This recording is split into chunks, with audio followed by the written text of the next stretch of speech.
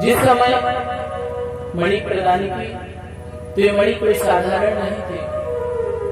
दिन भर में 8 भार सोना देते थे और इसका तेज स्वयं दूसरे सूर्य के समान था। इस राजा सत्यजित ने मणि को धारण किया और रोज पूजा पाठ करता, दिन भर में 8 बार सोना प्राप्त होता, अपने राज्य के कार्य को करता। कुछ दिन तो महाराज ठीक रहा, उसके बाद अहंकार आ गया। जिसके पास नहीं जाता मणि की प्रशंसा होती, वाह भाई सत्यजित बहुत अच्छी मणि है, कहां से लाए हो?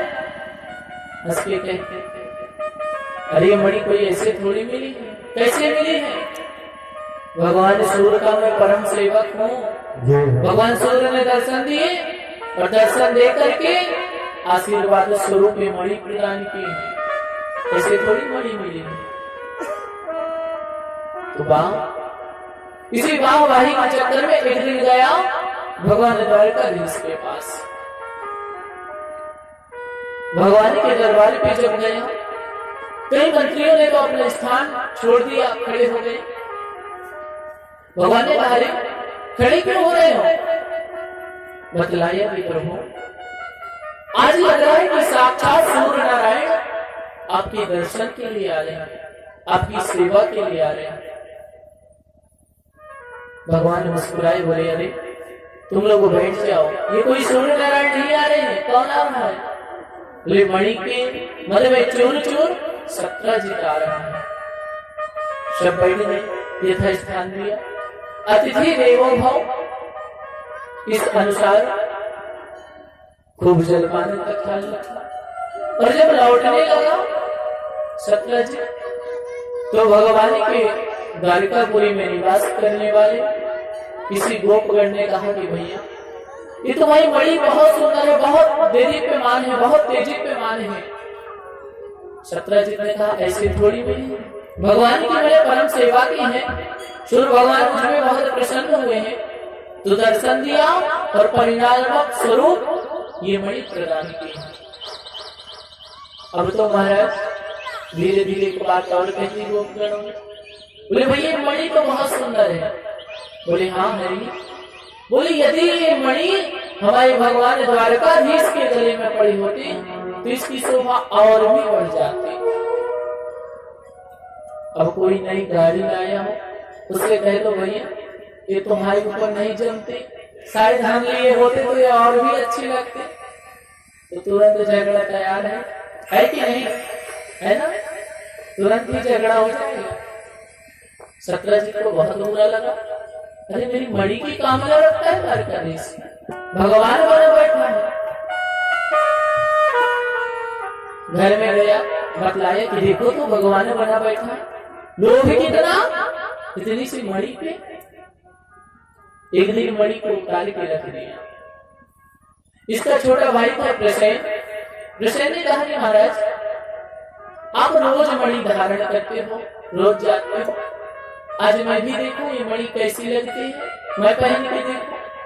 पहन लिया, जंगल चला गया और हमारा शिकार खेलते खेलते थोड़ी सिंह से नोक-झोंक की और सिंह ने वहीं पे गोविंदाय नमो नमः।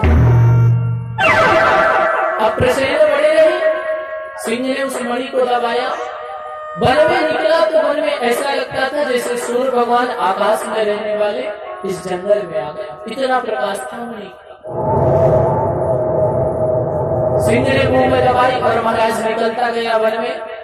आगे के भालू ने देखा कि सूर्य के सिंह के मुख में इतना बड़ा प्रकाश, तो हमला कर दिया और हमला करके सिंह को गोविंदाय